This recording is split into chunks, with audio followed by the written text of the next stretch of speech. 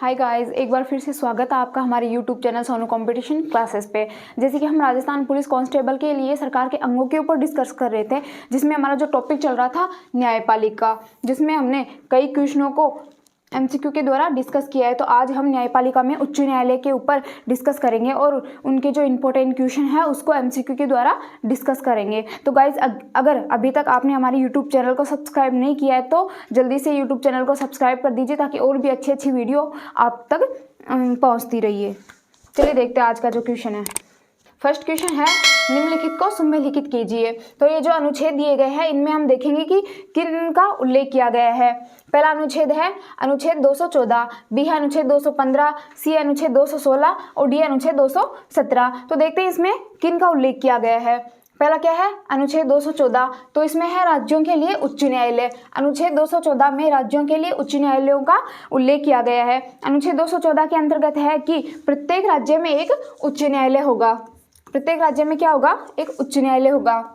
किंतु सातवें संविधान संशोधन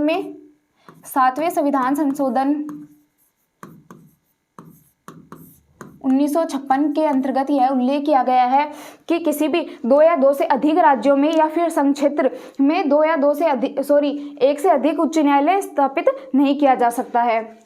फिर अनुच्छेद 215, बी क्या अनुच्छेद 215 में है उच्च न्यायालयों का अभिलेख न्यायालय होना। अनुच्छेद 215 में क्या उल्लेख किया गया है कि कोई भी उच्च न्यायालय अभिलेख न्यायालय हो सकता है।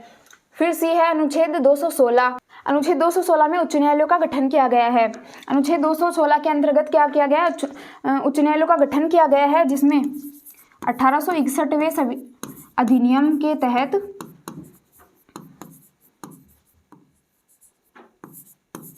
1861वें अधिनियम के तहत उच्च न्यायालयों के गठन का प्रावधान किया गया है। और सर्वप्रथम मद्रास, बम्बई,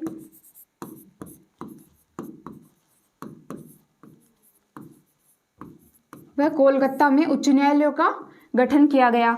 कब, सन 1862 में। 1861वें संविधान अधिनियम के तहत उच्च न्यायालयों के गठन का प्रावधान किया गया और सर्वप्रथम सन 1862 में मद्रास, बम्बई व कोलकाता में उच्च न्यायालयों को स्थापित किया गया। फिर अनुच्छेद 217, इसमें उल्लेख है उच्च न्यायालयों के न्यायाधीशों की नियुक्ति और उनके पद की शर्तें। उच्च न्यायालय के न्यायाधीशों की जो नियुक्ति का प्रावधान है, जो नियुक्ति का उल्लेख है, वो किस में किया गया, अनुच्छेद 217 में। और इनको पद ग्रहण करने से पहले जो शपथ दिलाई जाती है उसका उल्लेख भी है अनुच्छेद 217 में किया गया है। चलिए देखते हैं हमारा नेक्स्ट क्वेश्चन है, निम्न में से कौन सी एक उच्च न्यायालय के न्यायाधीश की योग्यता नहीं है। उच्च न्यायालय के न्यायाधीश की जो योग्यता है इनका उल्लेख किया गया है, इनमें से कौन सी योग्यता नहीं है। तो ये हमारा ऑप्शन देखते हैं। पहला है वह भारत का नागरिक हो, बी है 62 वर्ष की आयु पूर्ण की हो, सी है वह कम से कम 5 वर्ष न्यायिक पद धारण कर चुका हो, और फिर डी क्या है, किसी भी उच्च न्यायालय में एक से अधिक उच्च न्यायालयों में लगातार 10 वर्ष तक अधिवक्ता या एडवोकेट रह चुका हो। तो इसमें हमारा जो क्वेश्चन के अनुसार जो राइट ऑप्शन है वो क्या है, सी इसमें हमारा राइट ऑप्शन है। वह कम से कम 5 वर्ष न्यायिक पद धारण कर चुका हो। तो ये जो योग्यता है वो उच्च न्यायालय के न्यायाधीश की योग्यता नहीं है।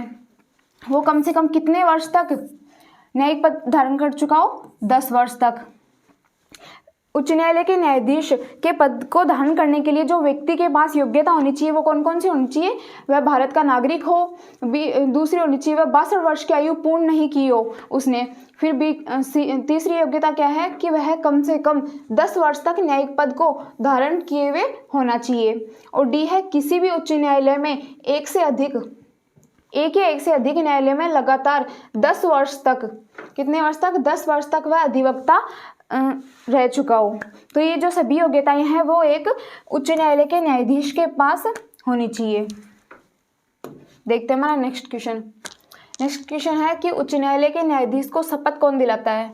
उच्च न्यायालय के न्यायाधीश को शपथ किसके द्वारा दिलाई जाती है। हमारे ऑप्शन है, पहला है राष्ट्रपति के द्वारा, बी है जिस राज्य में उच्च न्यायालय स्थित हो उसी का राज्यपाल, और सी है सर्वोच्च न्यायालय के न्यायाधीश के द्वारा, डी क्या है उक्त सभी। तो इसमें हमारा राइट ऑप्शन क्या होगा, उच्च न्यायालय के न्यायाधीश को शपथ किसके द्वारा दिलाई जाती है, 20 में हमारा राइट ऑप्शन है। उच्च न्यायालय के न्यायाधीश को शपथ कौन दिलाता है? जिस राज्य में उच्च न्यायालय स्थित हो उसी राज्य का जो राज्यपाल होता है उसके द्वारा उच्च न्यायालय के न्यायाधीश को शपथ दिलाई जाती है। और उच्च न्यायालय का जो न्यायाधीश है वो अपना त्यागपत्र देना चाहे तो वह किसे त्यागपत्र देगा? राष्ट्रपति को। उच्च न्यायालय का जो न्यायाधीश है वो अपना त्यागपत्र किसे संबोधित करता है?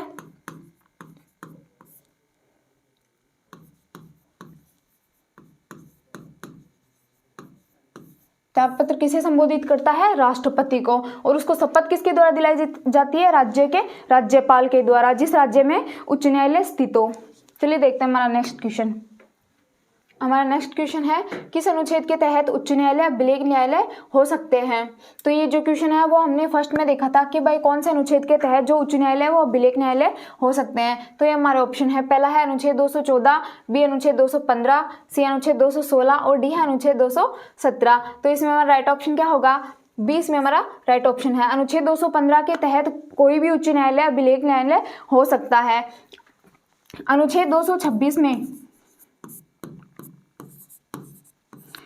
226 में इसका उल्लेख किया गया है कि उच्च न्यायालय यदि किसी भी नागरिक के मूल अधिकारों का उल्लंघन होता है तो वो उच्च न्यायालय या फिर सीधा सर्वोच्च न्यायालय में अपील कर सकता है, सर्वोच्च न्यायालय में जा सकता है। तो उच्च न्यायालय नागरिकों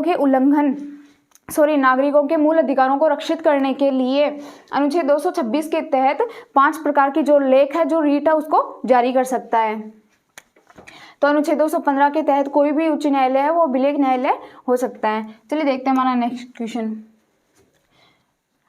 नेक्स्ट क्वेश्चन है किस अनुच्छेद के तहत अधीनस्थ अथवा जिला न्यायालय का प्रावधान किया गया है? किस अनुच्छेद के तहत जिला न्यायालय या अधीनस्थ न्यायालय का जो प्रावधान है वो किया गया है? ये हमारे ऑप्शन है, पहला है अनुच्छेद 230, बी अनुच्छेद 233, सी अनुच्छेद 224 और डी अनुच्छेद 214। तो इसमें हमारा जो राइट ऑप्शन है वो है अनुच्छेद 233। अनुच्छेद 233 के तहत अधीनस्थ अथवा जिला न्यायालय का प्रावधान किया गया है। अधीनस्थ न्यायालय क्या होता है? जो न्यायालय उच्च न्यायालय के अधीन होते हैं। कई प्रकार के न्यायालय जो उच्च न्यायालय के अधीन होते हैं उन्हें क्या कहा जाता है? अधीनस्थ न्यायालय। चलिए देखते हैं हमारा नेक्स्ट क्वेश्चन। नेक्स्ट है कि किसी भी अनुच्छेद के तहत राष्ट्रपति भारत के मुख्य न्यायाधीश से परामर्श करके किसी भी उच्च न्यायालय के न्यायाधीश का स्थानांतरण दूसरे न्यायालय में कर सकता है।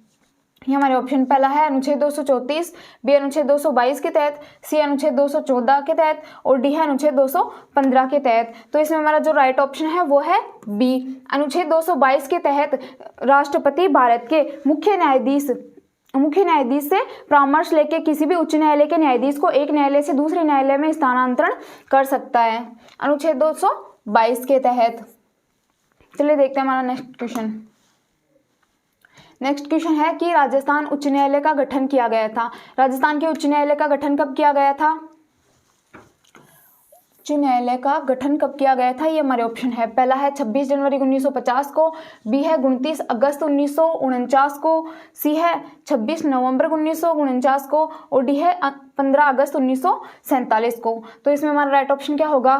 20 में हमारा राइट ऑप्शन है, 29 अगस्त 1949 को राजस्थान के उच्च न्यायालय का गठन किया गया था। और जो राजस्थान के प्रथम उच्च न्यायालय के जो न्यायाधीश थे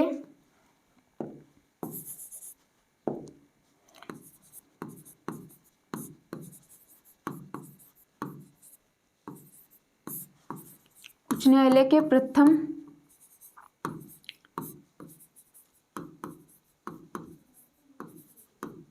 न्यायाधीश थे कमलकांत, श्री कमलकांत।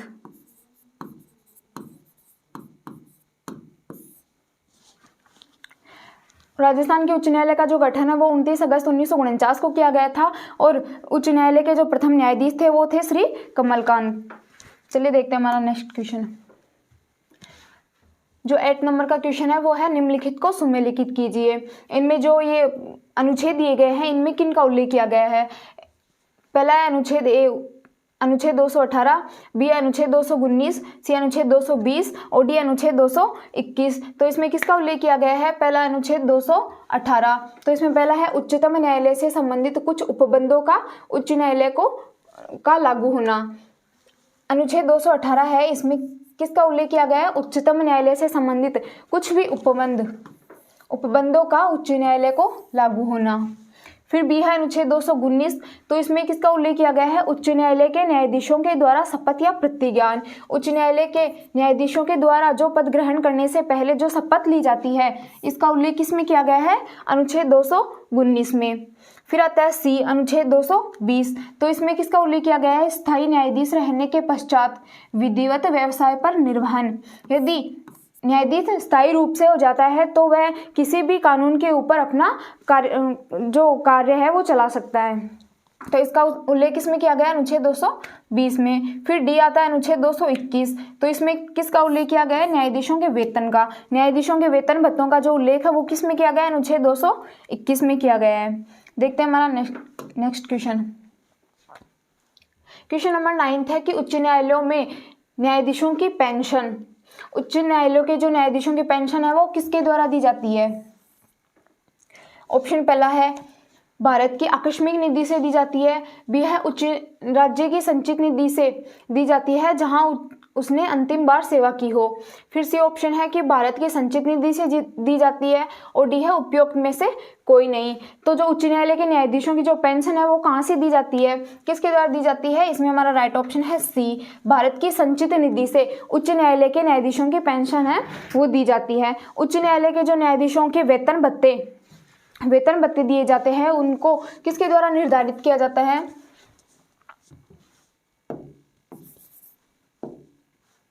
उच्च न्यायालय के जो न्यायाधीश है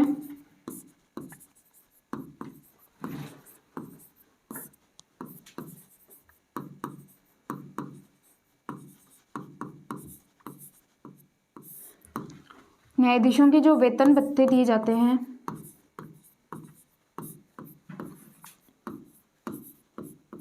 उच्च न्यायालय के न्यायाधीशों को जो वेतन भत्ते दिए जाते हैं उनका निर्धारण किसके द्वारा किया जाता है? संसद को उच्च न्यायालय के न्यायाधीशों के वेतन भत्तों को निर्धारित करने की शक्ति प्रदान की गई है।